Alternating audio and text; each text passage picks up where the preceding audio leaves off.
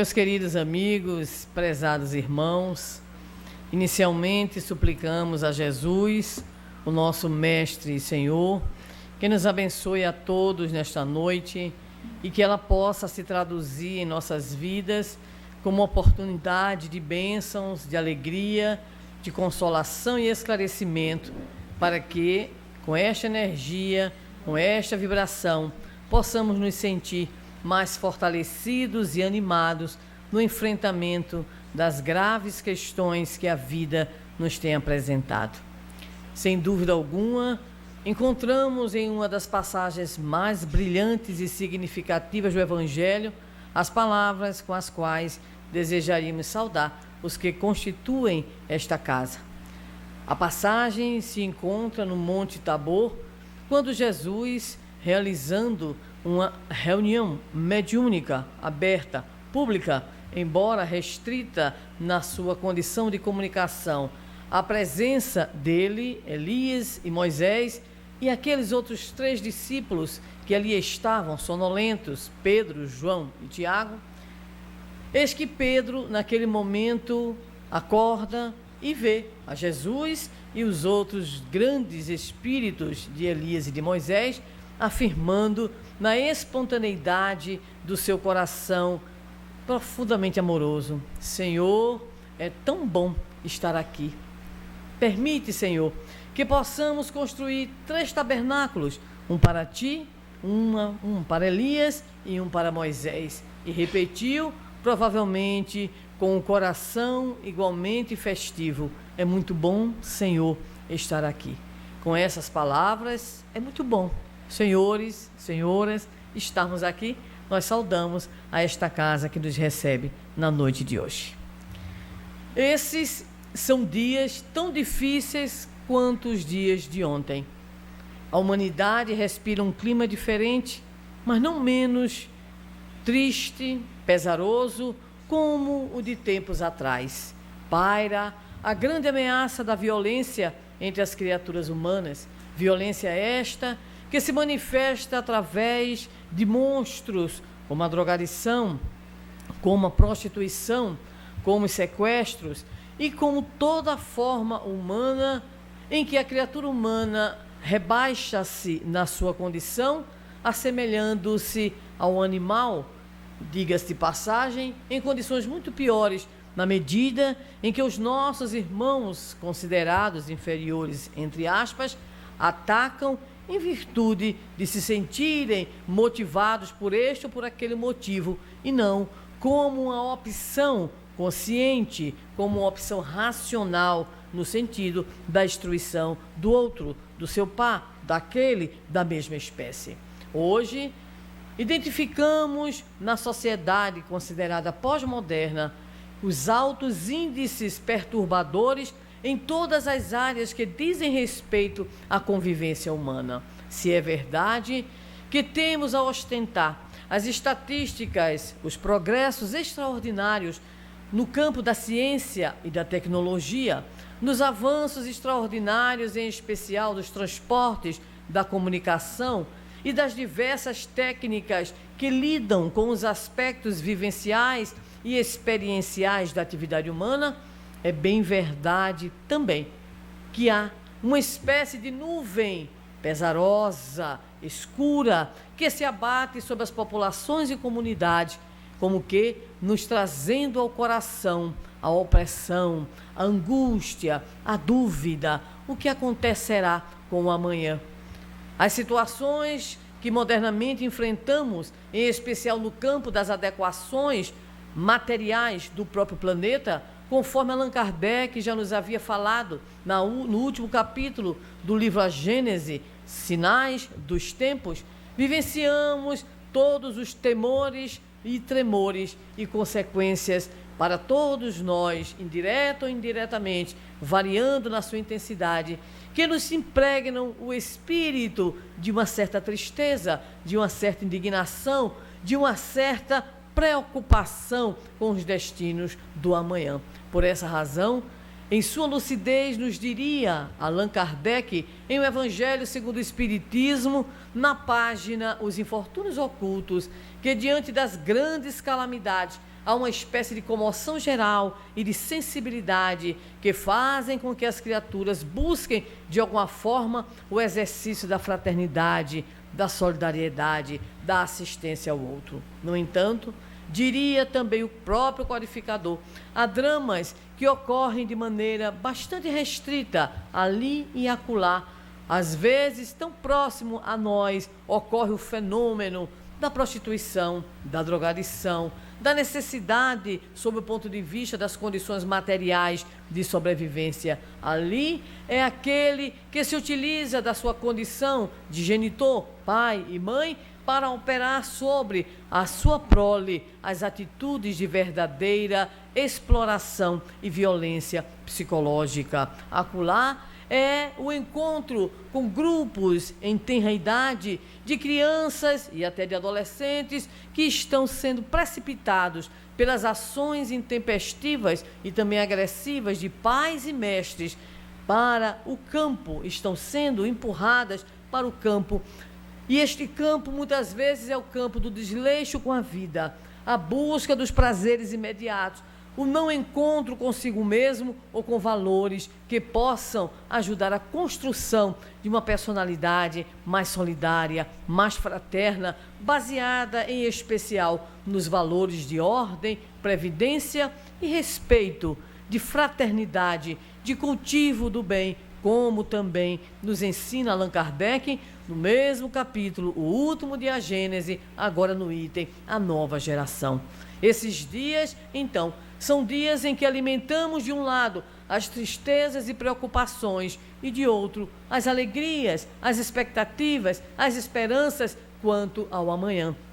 Nessa gangorra estamos todos nós, então, vivenciando a atual experiência reencarnatória. Porém, uma dessas situações que nos tem chamado a atenção pela sua frequência muito assídua na história e porque muitas vezes se falava e se fala ainda em nosso país que essa problemática a qual nos referiremos inexiste, ou se existe, é muito pouca, é muito sem impacto na vida social.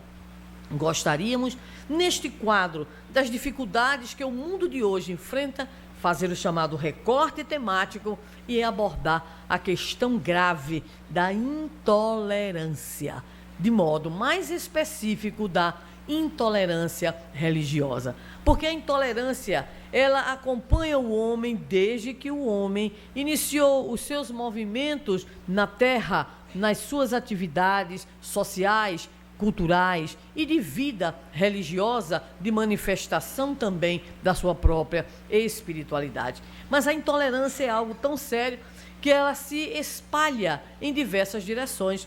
A intolerância de gênero, haja vista a situação da mulher, em especial no mundo árabe, de completa discriminação, ostentando para elas o grande número de analfabetos no mundo, na Terra.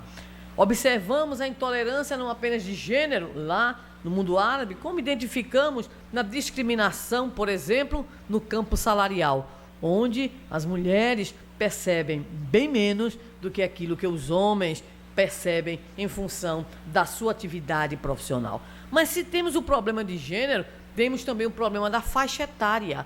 Tem gente que, pelo fato de ver o outro numa faixa etária diferente, a depender da sua condição e da sua própria faixa etária, ostentará a intolerância. Ali é a intolerância do adulto ou do idoso com a criança, como se a criança fosse um adulto em miniatura, devendo crescer o mais rápido possível, crescer para deixar de dar tanto trabalho, sobretudo quando as alminhas encarnadas começam a andar. Por essa razão, a velha questão do poetinha Vinícius de Moraes: filhos, filhos, melhor não tê-los. Mas se não tê-los, como sabê-los, né? Mas acontece que é quando eles começam a andar que tudo modifica, tudo fica diferente e nós nos tornamos, muitas vezes, impacientes. Quando o indivíduo chega à adolescência, com aquela crise natural de valores, muitos e muitos pais dizem, não são adolescentes, são aborrecentes. Quando o indivíduo se torna adulto, o jovem que até gostava dele, mas vai usar a velha modinha, não confie em ninguém com mais de 30 anos. Quando o adulto, que já passou por essas fases anteriores, observa o seu idoso, muitas vezes com comportamentos estranhos à mesa, com a falta de memória atual, com a dificuldade da locomoção, do movimento mais ágil, já fica pensando muitas vezes, ai meu Deus, tomara que eu nem chegue nessa faixa etária. Já é autodestrutivo, já não quer mais nem imaginar como será na época dele, na vez dele. Então, intolerâncias com faixas etárias, intolerâncias que nós aparentemente poderíamos identificar como até banais, mas existem. Mas tem outras muito graves. Existem, por exemplo, as regionais. Por que vocês já estão sorrindo? Então, muitas vezes, nós identificamos nesse nosso Brasilzão algumas situações estranhíssimas. Por exemplo, nós tivemos um sobrinho que foi fazer um exame em determinada faculdade de renome no sul do país, e aí, aliás, no sudeste do país, e aí, lá nas escadarias, gritavam aqueles que estavam tentando também vaga na residência: vai embora, Paraíba! Devem ter, inclusive, incorporado o espírito do jogador Edmundo, que certa feita lá no Nordeste, numa partida realizada em Natal, na qual eu estava, decidiu xingar todo mundo, utilizando Paraíba como se fosse alguma coisa extremamente ofensiva. O governo da Paraíba entrou, inclusive, na justiça contra ele, para que ele pudesse retirar o que tinha dito e para que se esclarecesse, inclusive geograficamente, porque o Nordeste não tem só a Paraíba, são 9 estados. Por sinal, se fosse independente, ia ser uma maravilha. Ia ter superávit, o hino nacional seria Asa Branca, olha que maravilha. Tá? E muitas outras coisas, mas isso é brincadeirinha, nada de separativismo, porque essa região também é propensa a esses pensamentos, ou foi em algum tempo, né? Mas o que ocorre? Etnias também são hoje grandes objetos dessa atividade intolerante da criatura humana. Muitas vezes ouvimos dizer por parte de alguns colegas entusiasmados com o modelo iugoslavo, aquilo é que é um socialismo. Eu digo, realmente, foi um socialismo, beleza, porque quando explodiu, foi todo mundo para o lado, sérvio, croata, e aí apareceu o que nós temos hoje, essas subdivisões por problemas étnicos, inclusive com ações terríveis de eugenia, de limpeza da raça, com extraordinário número de estupros de mulheres para a dita limpeza étnica. E nós vemos explodir, não apenas num país europeu como a Iugoslávia, mas vemos na África, na Ásia, na própria América, essas problemáticas oriundas da intolerância em função dos problemas étnicos, dos problemas culturais. Mas nós chegamos ao ridículo de sermos intolerantes com camisas. Aí alguém vai dizer, camisa? Sim, tem uma verdinha, então,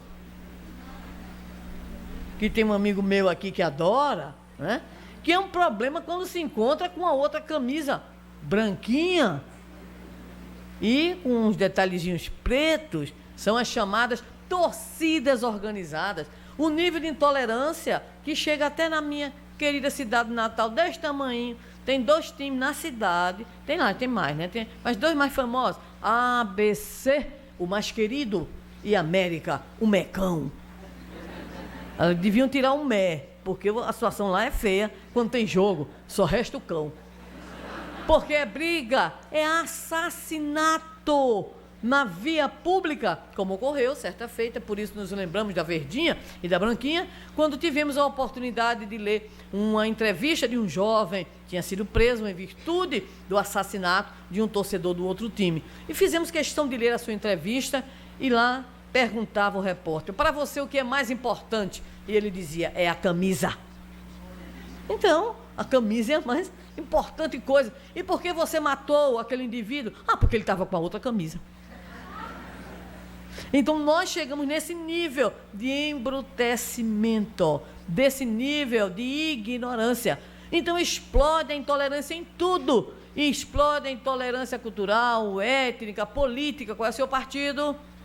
No Brasil fica meio difícil, porque são tão parecidos os programas, né? Mas em alguns lugares do mundo isso existe também. Um amigo nosso do movimento espírita recentemente esteve lá no mundo árabe. Ele de descendência judaica, aliás, ascendência judaica, e ela muçulmana. E nunca que ele tinha viajado com ela para visitar os parentes dela, xiitas. E aí ela, tanto que exigiu que ele foi. Primeira coisa foi tirar a correntinha que ele usa com a famosa estrela de Salomão ou de Davi. E o segundo foi substituir o nome dele, porque ele não podia se apresentar com o nome dele. Então disseram, é fulano de tal da Amazônia, porque ficava bonito, internacional, né? E ele foi com absoluta restrição, mas foi, porque afinal de contas o amor é lindo, né? E aí então esteve lá nesse local, no mundo muçulmano. E quando ele retornou, nós nos encontramos no norte do país, quando fomos fazer uma atividade no seu estado, uma atividade espírita. Ele me disse assim, Sandra querida, estou abalado. Eu disse, com o quê, menino? Foi tão complicada a tua viagem? Ele disse, meu problema é a esperança no mundo de regeneração. E eu disse, por quê? Pelo que eu vi, minha filha, pelo que eu vivi. Basta dizer a você que eu tive que mudar até o sotaque. Porque teve um que olhou para mim e disse assim, você tem o R dos judeus. Não, homem, é porque lá na minha região se fala assim, se puxando o R, como Fernando, como Porta. Quer dizer, inventou até que, de repente, a Amazônia tinha um sotaque, né, dessa região e da região paulista para poder se libertar. E ele disse, eu perguntei, o que é que houve? Por que você está tão preocupado com o mundo de regeneração lá, em virtude das situações? Ele disse, porque alguém que reencarna ali, reencarna na família, na religião, no partido político e ao mesmo tempo no braço armado. E eu disse, menino, a situação é desse jeito. Ele disse, não tem escolha. E aí, o que é que a gente faz, Sandra? Ele disse, trabalha no movimento espírita para continuar reencarnando no Brasil, meu filho. Para a gente não ir para lá, é a solução. Vamos trabalhar, vamos fazer a nossa parte. Então, intolerâncias se multiplicam em todas as direções. E intolerância até mesmo com o curso que a pessoa faz, com a formação profissional. Eu sou professora da área de educação e as minhas alunas me contam as situações que vivenciam. De repente lá tem um tal de circular, né? É o GOL, o grande ônibus lotado, que passa, né, no campus universitário. Aí de repente rola aquela situação interessante, né? O rapaz olha para a moça, olha para o rapaz, e aí de repente, né, ele pergunta para ela, você faz o quê? Qual é o curso? Ela diz assim, pedagogia. Aí ele já murcha e diz assim, então você está fazendo um curso superior para tomar conta de criança? E a depender do índice, do nível, da intensidade da simpatia, ele vai dar chá, a gente se vê por aí. Mas não é só na minha área, não. Muitas vezes também nós encontramos isso em outras áreas. Uma colega me disse que passou a mesma situação, quando de repente o rapaz lhe perguntou, faz o quê? Ela disse assim, nutrição. Toda sorridente, área da saúde. Ele disse, nossa, um curso superior para ser merendeira. E assim nós vamos vendo que o mundo, as pessoas, os grupos, as famílias vão cada vez mais se enovelando naquilo que nós chamamos e denominamos de quê? De intolerância, por isso ou por aquilo. Mas sem dúvida alguma, algumas outras intolerâncias são mais graves. Por exemplo, a da cor, a da raça, que vai gerar o famoso preconceito racial, que é crime. A intolerância ideológica, ou seja, quais são os valores, quais são as visões de mundo que você tem. E aí, a depender, eu já não sou mais o seu amigo, já não sou mais a sua amiga, já não quero mais saber de você e assim por diante. E, sem dúvida alguma, a mais grave delas todas, a intolerância religiosa. E alguém pode estar se perguntando, por que a mais grave? Porque na história é a mais forte. Porque a história da humanidade, lastimavelmente, é a história da intolerância religiosa.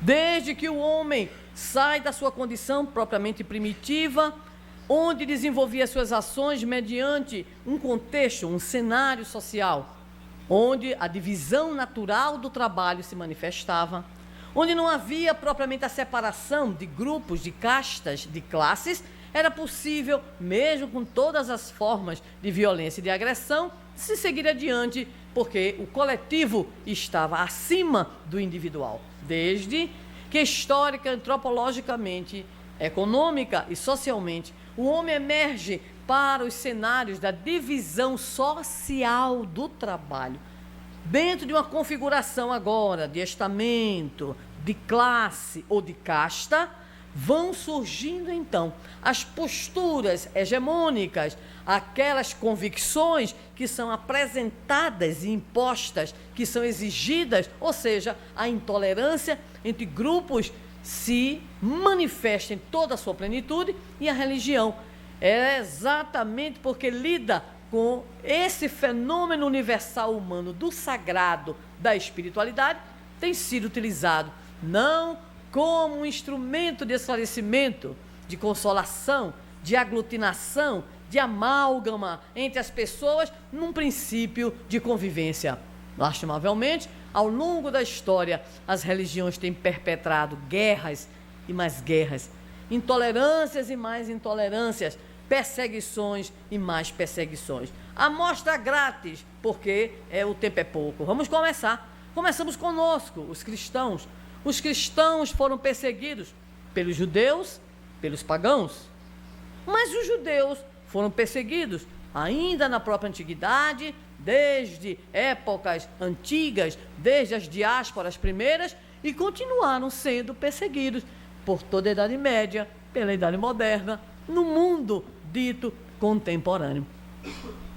Católicos se consideraram prejudicados e perseguidos com o advento no século XVI da Reforma Protestante, em virtude dos desdobramentos, especialmente na área das chamadas guerras religiosas.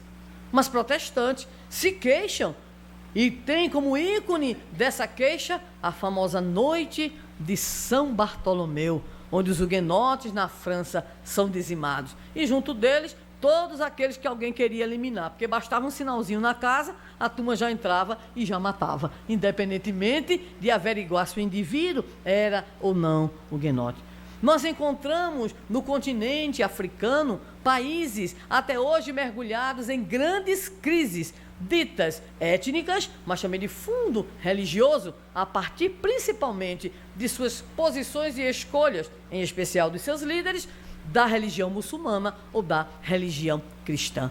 Na Irlanda, até hoje, uma das cenas mais cruéis, mais dolorosas que vimos alguns anos atrás, crianças protestantes iniciando a escola e principalmente adultos e idosos católicos indo até a entrada das escolas para arremessarem pedras naquelas crianças. No outro dia, ou em outro momento, crianças católicas iriam começar as suas aulas e lá estavam adultos e idosos protestantes lançando também as pedras sobre as crianças. E quando nós pensamos que alguns setores ou alguns lugares, algumas localidades do nosso planeta estariam mais tranquilos, nós já vimos até, e todos acompanhamos pelas televisões, as manifestações de monges tibetanos em plena crise de indignação, manifestando também as suas próprias limitações e dificuldades. De um lado, podemos encontrar budistas, do outro, hinduístas, brigando também. Mas geralmente essas brigas aí estão articulando em especial muçulmanos e cristãos, e para que nós não fiquemos pensando que o problema está fora, entre cristãos. E não só na Irlanda, mas entre as diversas denominações, diversas conceituações religiosas ditas cristãs. Nós fazemos parte de um fórum de diálogo interreligioso E um padre, amigo meu, dizia assim, explicando aquele momento entre os companheiros de diversas manifestações de espiritualidade. A nossa Sandra, à época que estávamos na presidência, ela está aqui não porque é cristã,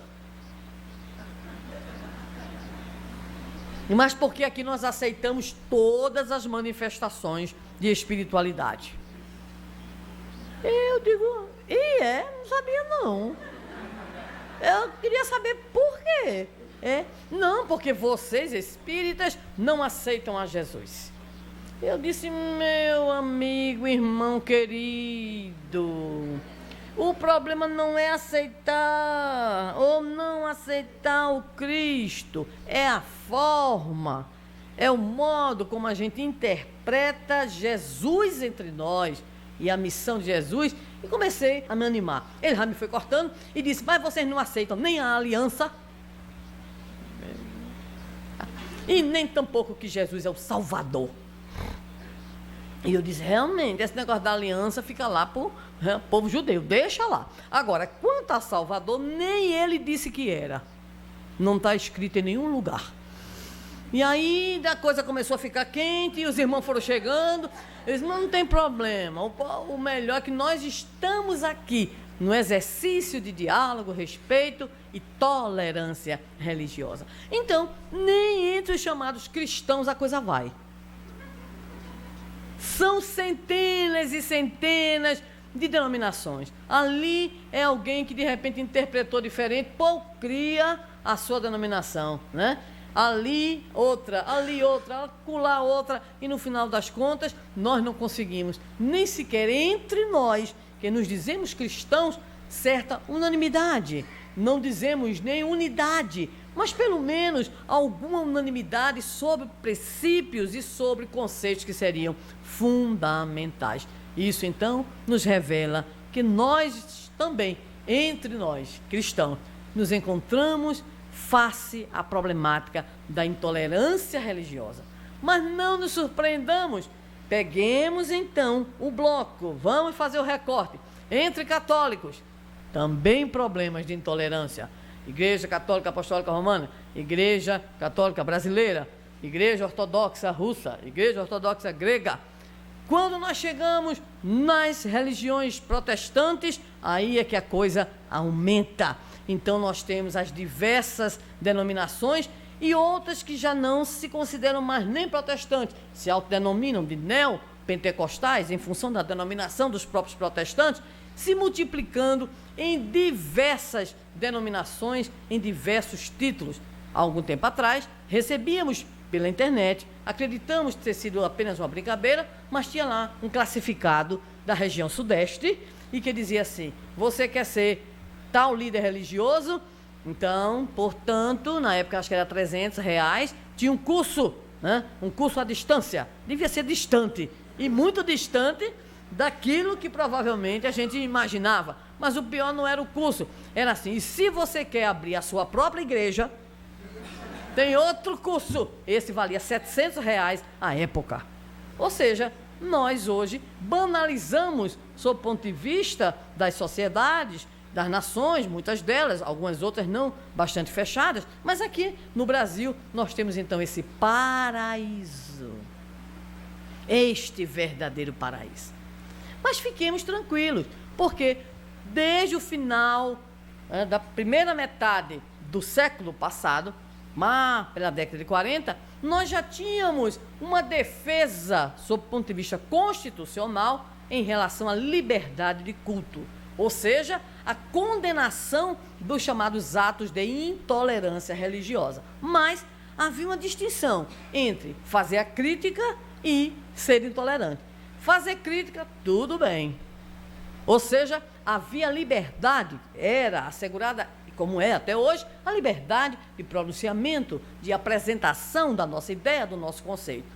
A intolerância era vista muito mais como abuso, no sentido do cerceamento, que o outro não possa ou não pudesse ter a sua manifestação, que o outro fosse impedido, que o outro recebesse uma agressão por causa disso. No entanto, nós estamos encontrando na própria história da intolerância religiosa no Brasil agora Elementos que suscitam a necessidade de que nós paremos, pensemos, reflitamos e procuremos, dentro da ótica espírita, saber como nós podemos construir, ou pelo menos colaborar, para um maior espírito de tolerância, de diálogo e de convivência fraternal entre nós, espíritas, entre nós, cristãos, e entre todos nós, quer sejamos ou não cristãos.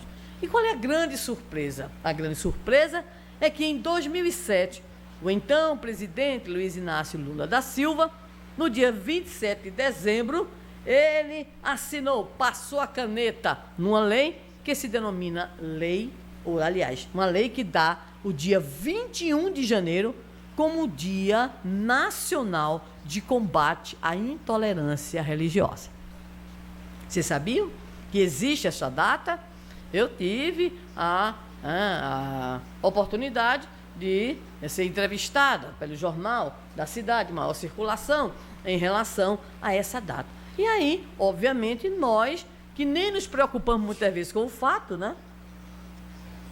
Procuramos nos inteirar um pouco mais daquela situação. Vamos lá. 21 de janeiro, por quê? 21 de janeiro, porque faleceu nesta data uma Ialorixá da Bahia, chamada Mãe Gilda. E alguém pode perguntar, e o que é que tem?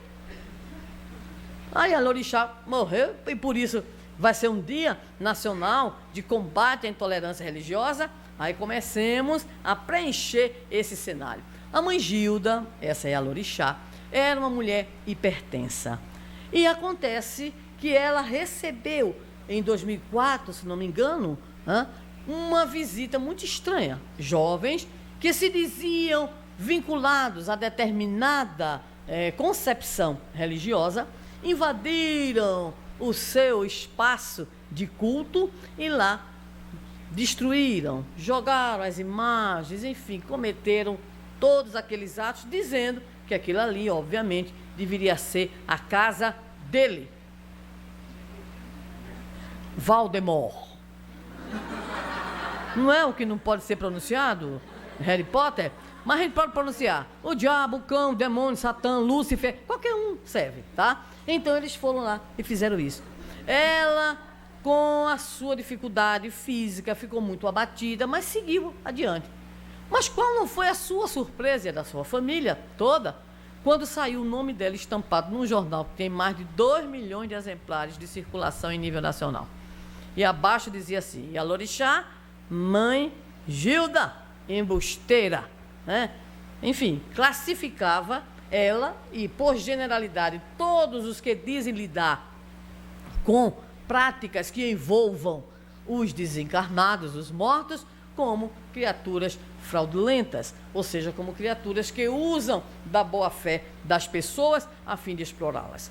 A Mãe Gilda teve um infarte fulminante e desencarnou ao ver a sua foto estampada nesse jornal de circulação em nível nacional. O que aconteceu foi para nós também algo que deve ser meditado, porque às vezes a gente permite que a intolerância ganhe terreno. E aí a sua filha não contou conversa, entrou com um processo contra a tal igreja que havia realizado este ato, foi até o presidente da República, levou uma série de dossiês mostrando, prestem atenção, na Bahia, em Salvador, atos de profunda intolerância religiosa. Quem conhece Salvador e já foi, por exemplo, no Terreiro de Jesus, que tem, é muito bonito o Terreiro de Jesus, é um conjunto arquitetônico belíssimo. E lá você vai ver exatamente, né, a igreja de São Francisco, e você vai ver também, bem pertinho, a Federação Espírita, né, do Estado da Bahia. Ok? E ali ao redor você vai ver também o quê? Os famosos pelões, os terreiros que ali estão presentes. E vai ver também igrejas evangélicas e templos neopentecostais. Dizem, inclusive, que algumas pessoas são muito curiosas. Elas saem de uma e entram na outra. A depender da escolha. Diz que tem umas que frequentam 3. Por via das dúvidas, né? Para qualquer processo, aí a pessoa dizer, tenho esse passaporte, tenho esse e tenho aquele. Mas vamos lá. E nós ficamos pensando, se na Bahia, em Salvador, culturalmente aquela beleza, tem algum baiano aqui? Será que tem algum baiano nesse auditório? Tem. Isso não é uma terra só onde o Brasil nasceu. Também outra baiana. Isso é uma terra maravilhosa demais. É uma beleza. A Bahia valoriza seu povo, sua cultura. É uma coisa linda. Salvador é realmente um caldeirão de múltiplas etnias, porque inclusive dentro dos próprios grupos nós temos os outros grupos oriundos, obviamente, esses grupos da sua própria origem em termos de África, depois vindos para o Brasil na condição lastimável de escravos. E encontramos, obviamente, problemas, segundo me contaram os próprios irmãos da Bahia, em virtude da existência até hoje dos próprios carnavais de trios elétricos que promovem a intolerância racial, lastimavelmente, naquele lugar tão bonito. São depoimentos dos próprios companheiros de lá. Então nós ficamos pensando, se Salvador, que reúne aquela belezura toda, aquela riqueza cultural toda, tem isso, agora imagine em alguns lugares.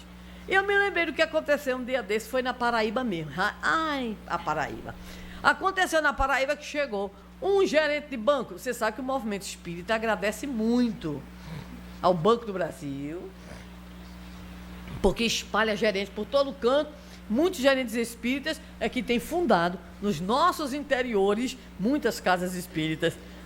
Então agradecemos muito a Petrobras. Maravilha também, porque vai espalhando. E como é um povo que tem, sabe, aquela certa condição importante na cidade, então muita gente não mexe. Mas esse não chegou como gerente, ele chegou, mas não foi gerente. E numa certa cidade do interior da Paraíba, ele começou, esse cidadão, a fazer o seu evangelho no lar. Sempre tem alguém curioso, sempre tem alguém obsediado, sempre tem alguém, e de repente o evangelho no lar foi aumentando. E daqui a pouco ele já estava com um grupo. E ele então se propôs a abrir uma instituição, um núcleo espírita, obviamente começando pelo estudo sistematizado da doutrina espírita. Qual foi a surpresa dele? Que recebeu uma convocação do senhor prefeito para que ele pudesse comparecer a uma reunião. E parecendo que o tempo não passa, o prefeito, junto com o delegado e o padre, pegaram o pobre do homem e disseram: aqui você não abre esta casa espírita. A confusão foi tão grande, porque o padre disse ao prefeito: se ele abrir, eu saio, vamos embora. E o delegado no meio, calma para lá, calma para cá, e o espírita terminou dizendo: eu não quero trazer nenhum problema para a cidade, nem para os senhores. Não se preocupe não, continuarei no meu evangelho no lar e não vou abrir nenhuma casa espírita por enquanto. Deixou por enquanto, que era para poder dizer que é uma questão de tempo, né? Apenas para dizer. Mas vejam bem, isso aconteceu há 2 anos atrás, para mostrar que se vocês aqui no Paraná têm a benção, segundo o nosso DVD institucional, de 80% de municípios do Paraná ter alguma casa espírita, esta não é a realidade, nem no norte e nem no nordeste do nosso país. Os nossos irmãos do interior enfrentam a intolerância a cada hora, enfrentam perseguições, quando não, demissões, em função da sua identidade espírita ser revelada, por exemplo, numa entrevista. Mas não é só no Nordeste que acontece isso não. No Rio de Janeiro, por denúncia que encontramos nas pesquisas, uma jovem foi chamada, passou na prova, na entrevista lá que o patrão fez, e ela foi então tranquilamente assumir na segunda-feira o seu cargo, o seu posto, né, na área administrativa de uma pequena empresa. Ao chegar lá, o patrão disse assim: você está dispensada. Mas como? Vim, fiz a entrevista. Pois é, mas nós aqui somos todos de tal denominação religiosa e não aceitamos que uma pessoa espírita esteja conosco no mesmo ambiente, porque pode prejudicar. Deve ser com as vibrações, deve ser com o quê? Com a ligação espiritual, sei lá o que passou na cabeça do indivíduo. Ela posteriormente entrou com o processo também.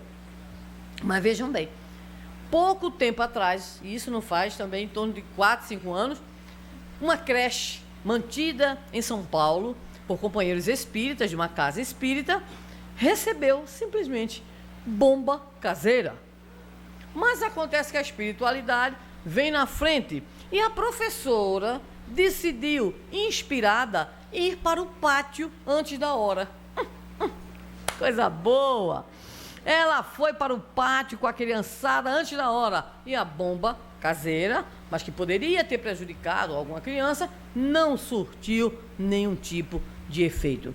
Quando os jovens foram, então, eram jovens denunciados, se apresentaram e disseram que ali haviam feito semelhante ato porque o seu líder religioso dizia que ali estava o demônio. E na sua cabeça maravilhosa, eles pensavam que uma bomba caseira poderia destruir Valdemar. Não tem condição.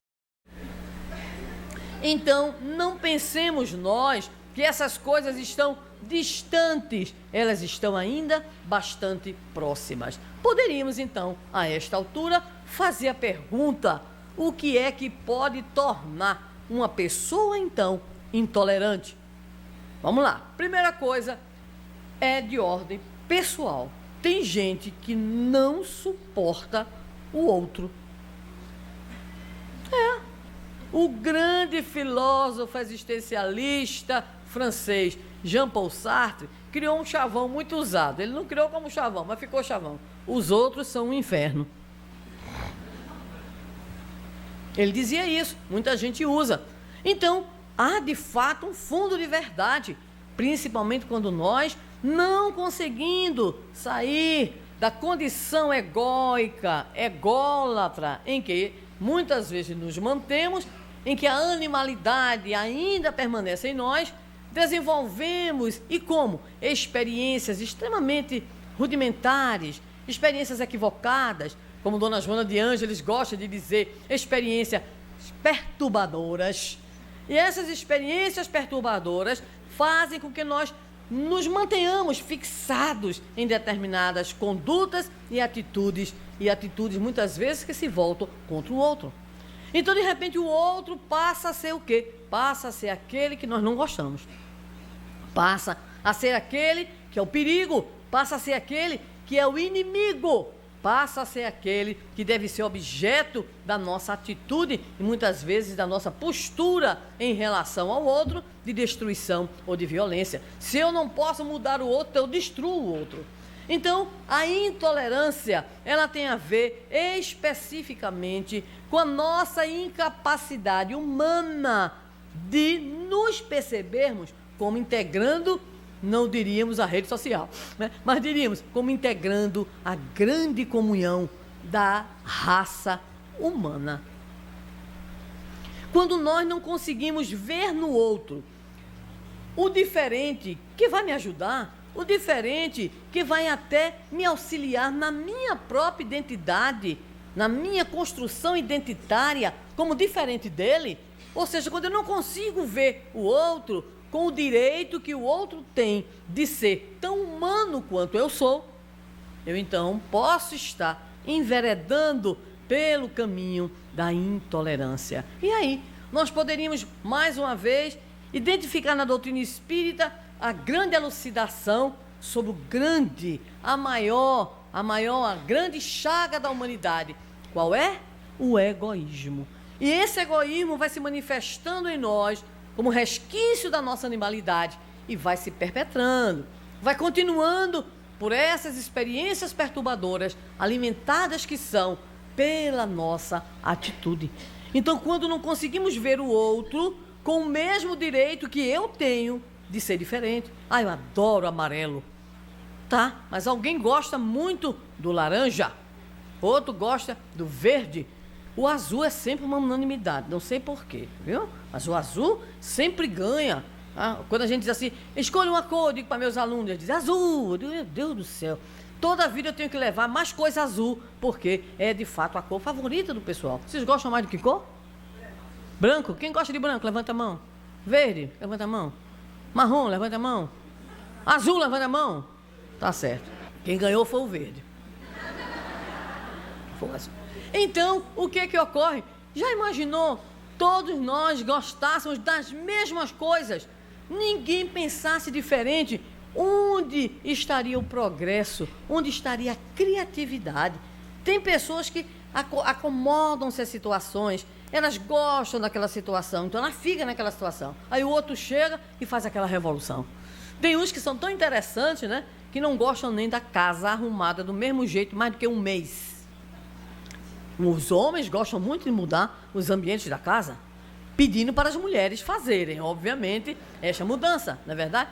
Então, quem é que gosta do mesmo sempre, do igual sempre, da mesma forma, do mesmo jeito? Sempre? Não gosta, porque o homem, meus amigos e meus irmãos, é um ser para o qual o progresso existe não apenas sob o ponto de vista material, mas em tudo. Como espíritos imortais que somos, nós estamos imersos na grande lei do progresso.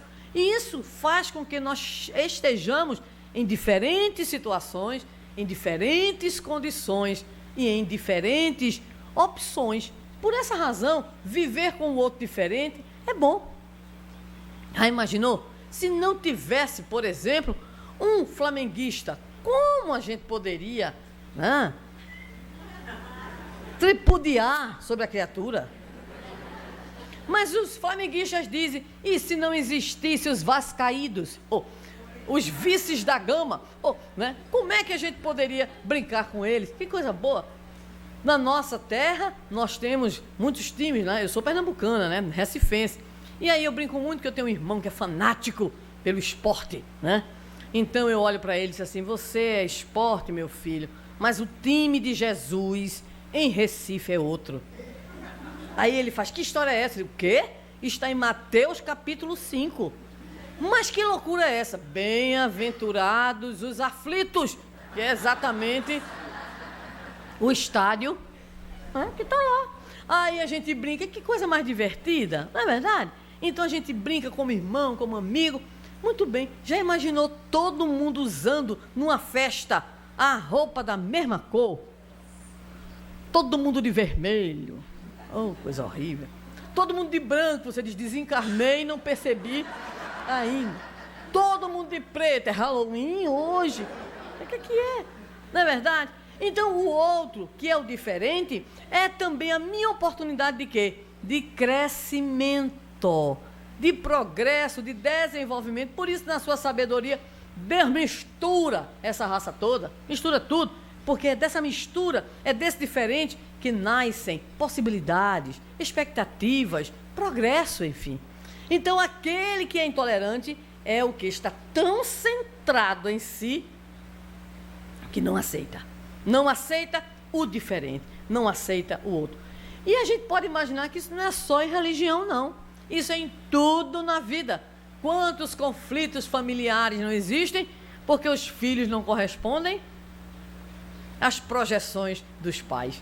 E quantas vezes a infelicidade ocorre porque os próprios pais não são vistos pelos filhos como espíritos que igualmente possuem dificuldades e limitações. Então tudo vai explodindo, ou seja, o processo que começa pela não aceitação do outro, do diferente, até do oposto, isso vai então se desdobrando em múltiplas agressões, trazendo graves consequências para o espírito humano. Mas existe um outro fator, que não é só o individual, é o fator social, é o fator cultural e é muitas vezes o próprio fator religioso, quando as próprias religiões, através das suas lideranças, estimulam essa atitude. Mas vamos lá. Qual é o grande referencial nosso, enquanto espíritas? O nosso modelo e guia, Jesus. Vamos começar a fazer então uma perguntinha meio dolorosa. Jesus foi tolerante ou Jesus foi intolerante? E eu responderia desde já as duas coisas. Não fiquem vibrando mal para mim, que eu vou explicar em que momento ele foi intolerante. Então comecemos pelo mais fácil, pela tolerância. Primeira coisa que Jesus fez, juntou 12, que era uma verdadeira salada. Tinha gente adulta, tinha idoso, tinha jovem e tinha até adolescente. Diz que João tinha por volta de 17 anos quando começou a seguir a Jesus. Alguém pode dizer assim, mas só juntou homem. Que história! É porque a cultura daquele momento não permitia. Para cada um homem, bote aí 4 mulheres, pelo menos. Não ria não, Fernando, é isso mesmo, né? Então a gente vai ler nos evangelhos. E também seguiam a Jesus de Nazaré. Uma mulher chamada Joana, esposa de Cusa, vai aparecendo assim, né? Aí vai aparecendo umas pouquinhas. Aquilo ali é só disfarce. Por quê? Porque a Bíblia, em especial o Novo Testamento, e em especial os evangelhos, foram escritos por homens. E culturalmente, os homens não tinham nenhum compromisso em o quê? Em informar sobre as mulheres. Que, por sinal, foram as que deram o maior apoio financeiro à empreitada do Evangelho. Por isso que todas as narrativas, eles não podiam esquecer as mulheres, mas não nominavam, nem quantificavam, mas está lá, porque Jesus andava sempre repleto, não apenas dos homens que o seguiam, mas das mulheres. E Jesus, ele fazia coisa para a época pior. Elogiava as mulheres. Imagina, mulher valia igual, por exemplo, não sei, um carneiro, um boi, alguma coisa. Imagina! E ele elogiava as mulheres, dava às mulheres uma importância extraordinária, dava até, como a gente usa no Nordeste, cabimento. Vocês conhecem a palavra aqui? Cabimento é uma liberdade, uma liberdade. A maior prova está no dia em que ele se encontra na casa dos irmãos Lázaro, Maria e Marta, em Betânia. Marta chega para o Senhor muito folgada, como a gente diz no Nordeste. Senhor! E Jesus falando, pregando lá. Manda que Maria, saia daí, Maria. Vá para a cozinha me ajudar. Ora, imagina uma mulher se dirigir ao Senhor desse jeito. Era preciso que tivesse o quê? Cabimento.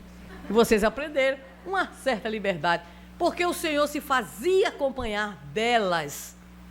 E mais tarde nós vamos encontrar forte presença feminina, já inclusive no apoio ao trabalho de divulgação de Paulo de Tarso. Jesus fez mais ainda para mostrar que ele não tinha nenhum tipo de preconceito e intolerância. Existe no Evangelho um elogio extraordinário, mas é um elogio no popular bola cheia.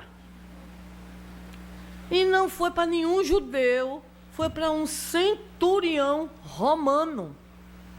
Porque o centurião chegou para Jesus, foi interceder junto ao mestre pelo seu servo que estava doente em casa, encheu a bola do Senhor, dizendo assim: o senhor nem precisa ir lá, porque eu tenho meus soldados e quando eu quero alguma coisa eu mando soldados, e o senhor pode mandar os seus anjos. Olha, o cara sabia de tudo de Jesus, esse era o cara.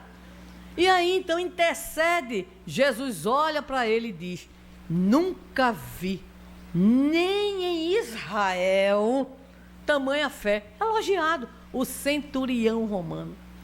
Enquanto os judeus tinham horror samaritano, Jesus ia e escolhia o samaritano para ser, na sua narrativa da famosa parábola do bom samaritano, é ele que pratica o bem. Nem o levita e nem o sacerdote, sem nenhum tipo de intolerância religiosa. Certa feita, vieram os seus discípulos, animados, Senhor, encontramos um homem que prega e cura em teu nome, mas não te segue, e nós o admoestamos. Deve ter pensado assim: o Senhor vai elogiar a gente, né?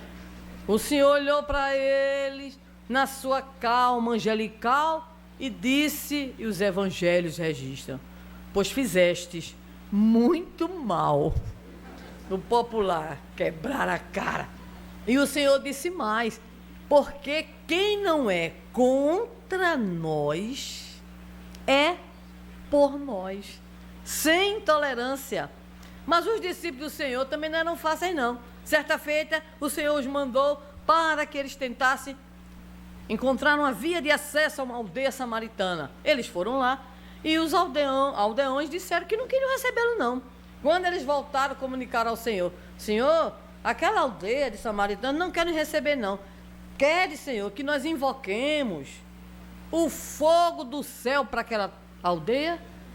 Bonzinhos, né? É por isso que a gente não se admira dos cristãos posteriormente, que de perseguidos se tornaram perseguidores. Obviamente, cristãos sem Cristo. Mas isso tudo é para mostrar como o Senhor não agia de forma nem preconceituosa e nem intolerante. Pelo contrário, procurava sempre mostrar que ele não tinha vindo destruir a lei, que ele se fazia acompanhar por homens e mulheres, que tinha atenção a crianças e idosos, ao estrangeiro, ao samaritano, ao centurião romano, não importava, porque para Jesus, ou com Jesus, surge a noção que é o foco de uma visão de tolerância, é o foco de pessoa.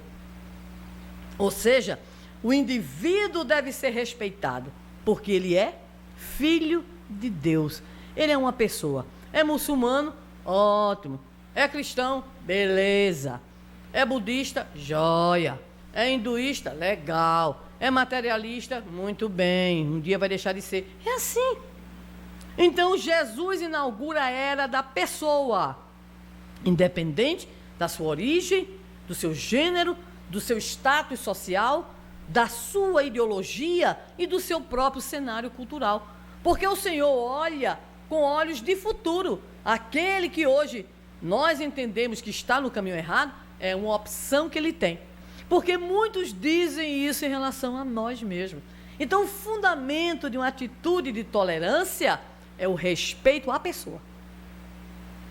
E quando a gente respeita a pessoa, a gente consegue conviver com a diversidade e com o pluralismo, sem entrar no relativismo de deixar a coisa solta. Não é isso. É o respeito a que o outro pense, sinta, haja, escolha de conformidade com a sua própria maneira de ser. É dar ao outro o direito dele ser o que ele é. Na hora que Judas vai buscar ao Senhor ali no monte, o Senhor olha para ele, ele vai beijá-lo, e a pergunta que o Senhor lhe faz, sabendo de tudo aquilo que iria ocorrer, é tão somente: a que vieste, vírgula, amigo? Porque eu respeito pela condição do outro.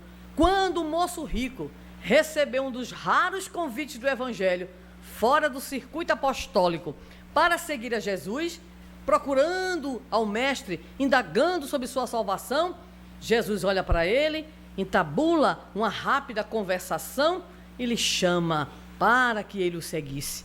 Ele não aceitou naquele momento, tinha outros interesses, e o Senhor respeitou da mesma maneira. Então, o fundamento de uma proposta de tolerância no Cristo é principalmente o respeito à individualidade.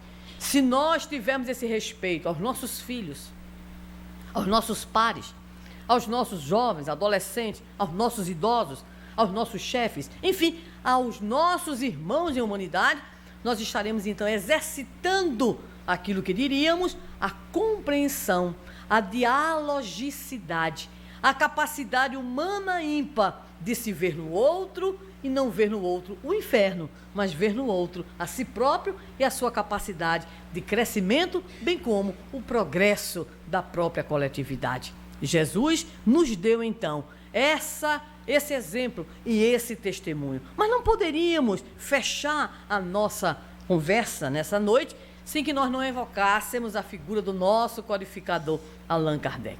Quando Allan Kardec, que vivenciou a intolerância religiosa, que foi perseguido, que foi caluniado, ele teve a oportunidade de nos deixar, para nós espíritas, a tríade famosa, que começa com a expressão trabalho, não é isso? Para poder a gente se manter ocupado. Não é só trabalho, não. É trabalhar para se manter ocupado. Porque existe entre nós os que namoram o espiritismo 30 anos e não casam. Aqueles que 50 anos dizem que são imperfeitos, para não se dizerem espíritas. Então Kardec nos legou a primeira palavrinha da tríade, trabalho. Ou seja, se ocupe, meu irmão. Se ocupe, minha irmã. Não significa dar trabalho aos outros, cuidado, né? Porque tem muita gente no próprio movimento que dá trabalho ao outro. Então ele coloca para nós o trabalho, que é a atividade, a ação, porque é no trabalho, é na ação que nós vamos descobrindo, sabe o quê? O respeito ao outro, porque nós vamos descobrindo os talentos dos outros. Eu não sei qual foi o médico que intuiu que eu adoro não apenas a Sinfonia de Bach, como tem uma predileção especial pelo Va Pensiero, né, do nosso Puccini, porque apesar de tudo, né, de uma certa vida cultural meio envolvida nas práticas culturais do Nordeste, eu sou uma grande admiradora da ópera e adoro Puccini. E aí então, digo, menino, quem foi que intuiu? Olha que maravilha, né? É o que ocorre quando você trabalha com o outro. Aqui está um grupo de canto. Nós sabemos, porque eu já fiz toda a pesquisa, junto ao nosso Fernando, a multiplicidade de ações que esta casa realiza, abrindo frentes de trabalho, onde cada um apresenta o seu dom. Cada um tem a sua forma de contribuir. Se não fosse o trabalho no movimento espírita, como aprendermos com a diversidade da maneira das pessoas serem? Como crescermos? De repente, é alguém que oferece uma sugestão. Só para ilustrar, quando foi lançada em Natal a grande campanha de Pé no Chão Também Se Aprende a Ler, em arraiais que eram feitos de palha de coqueiro, coisas bem artesanais, alguém levantou uma problemática muito séria. E aí, vai chover, e vai cair água, e vai molhar tudo. Um pescador levantou a mão e disse, a solução já existe entre nós, na nossa cultura, na nossa prática. E perguntaram qual é. O segredo é a palha virada. E a palha virada fez com que fossem erguidos dezenas e dezenas de acampamentos e desenvolvido o projeto. Porque alguém ali foi capaz de dizer, faz isso, faz aquilo outro. É essa diferença, é essa beleza que o trabalho, que é o grande elo de fraternidade entre as criaturas, pode proporcionar. Mas no trabalho, a gente se estranha. Porque a gente às vezes se torna dono do trabalho, né? Tem gente que se estranha com o outro. A gente não quer modificar. Está dando certo, mas não quer progredir, né? Sempre fiz assim. Ou seja, a gente vai tendo dificuldades. Por essa razão, vem a segunda palavra, que é solidariedade. Ou seja, aprendamos no trabalho a sermos fraternos, irmãos. Se temos um problema, que possamos, no diálogo pedagógico, encontrar o caminho de superação do conflito. Busquemos, na construção de uma cultura de paz, na casa espírita, no nosso coração, nos nossos relacionamentos, superarmos as nossas diferenças naquilo que for possível. Nós estamos melhorzinhos, porque ontem, quando a gente entrava em rota de colisão, mandava matar. Empurra ali, daquele lugar. Ou então colocava a criatura no ostracismo. Nós já estamos melhorzinhos. Hoje a gente se irrita um com o outro, se estranha com o outro, daqui a pouco eu tenho que orar. Olha como a gente melhorou. Às vezes ora só da boca para fora, mas de tanto orar cai alguma coisa, escorrega alguma coisa, coração adentro, e a gente vai melhorando. Então a solidariedade é o exercício da convivência. Porque se o trabalho é unir forças, a solidariedade é superar a colisão de forças que muitas vezes ocorre naturalmente como criaturas humanas que somos. Mas para finalizar, lembremos a última palavrinha do codificador. Qual foi? Tolerância. Ou seja, quando a gente trabalha junto, a gente tenta conviver e se entender, e ainda assim não dá. Então a gente faz o seguinte, ao invés de desejar a desencarnação do outro, ao invés de desejar que o outro vá-se embora com a sua obsessão para outro lugar, que o outro abandone o espiritismo, enfim, quando a gente tiver algum ímpeto negativo, que nós possamos ter uma atitude tolerante, que significa ele tem o direito de ser o que ele quer ser. Ele tem, ou ela tem, ou meu irmão, a minha irmã tem o direito de ser o que quiser. Se eu aguentar, ótimo. Se eu não aguentar, o problema é meu. Né? Então, é a capacidade, então, de tentar entender que o outro, ele é do jeito que ele é. Agora, para fechar, aquela questão. Em que momento Jesus foi intolerante? Ah, olha, eu captei a mensagem de vocês. Jesus foi intolerante quando a tolerância, ela não tem limite. Porque se a tolerância não tiver limites, então a gente vai entrar no popular num pandemônio. Então a gente vai tolerar droga, a gente vai tolerar prostituição, violência, exploração do outro. Então não tem condição. Hoje a discussão moderna filosófica em relação à tolerância diz: a tolerância, ela não pode ser ilimitada, porque se ela for ilimitada, ela se autodestrói. E aí vem a questão: qual é o limite da tolerância? Eu sou tolerante até quando? Ou sou ser tolerante com um filho, tolerante com um aluno. Eu passei uma experiência desagradável, fiz tudo para não reprovar um aluno, ela me pedindo: reprova, professora. E eu: não quero reprovar, minha bichinha, venha. Aí ela: não vou. Eu marcava, ela não ia. E eu telefonava, passava e-mail. Então a briga era: vai, não vou. Vai, não vou. E eu terminei tendo o limite. E aí, pediste, vos será então dada a reprovação, porque queria. Então, há um momento em que o pai vai, orienta, fala, diz, a mãe orienta, fala, diz, o irmão, o chefe, o professor. Então, há uma hora do basta. E a hora do basta é quando há a invasão ao direito do outro, a liberdade do outro, quando a nossa capacidade humana não consegue enxergar senão a satisfação egóica da própria necessidade ou da própria paixão. A intolerância, pois, ela existe em relação à nossa continuidade no mal. Então Jesus foi intolerante quando nós invadimos com o nosso desrespeito, com a nossa maneira de ser equivocada, a liberdade do outro e o direito do outro, nos impondo então limites. Por isso, entendemos com Jesus que a grande tarefa nossa deve ser a do respeito, mas deve ser também a do esforço, para que não sejamos nós intolerantes e para que também nós não sejamos coniventes, porque tolerância não significa de forma alguma conivência com o mal, conivência com a ignorância, conivência com o desrespeito. Mas busquemos, na nossa maneira de ser, junto aos filhos, na casa espírita, na sociedade, fazer a pergunta que deve conduzir as nossas vidas: o que faria Jesus no meu lugar? Como devo agir nessa ou naquela circunstância? Estarei alimentando diante do meu próximo atitudes que são atitudes negativas, ou estarei sendo omisso ou omissa em relação àquilo que está acontecendo na sociedade? Tolerância operosa significa esforço de compreensão, esforço de respeito, mas principalmente esforço para sermos nós, como diria Gandhi, a mudança que nós queremos ver no mundo. Não podemos mudar o mundo, mas podemos operar em nós as primeiras mudanças no sentido do equilíbrio, para que sejamos dignos da mensagem que Jesus nos trouxe. Que Ele, pois, nos abençoe e que possamos renovar perante a própria consciência os nossos compromissos na casa espírita de trabalho, de solidariedade e de tolerância. Que Jesus nos abençoe.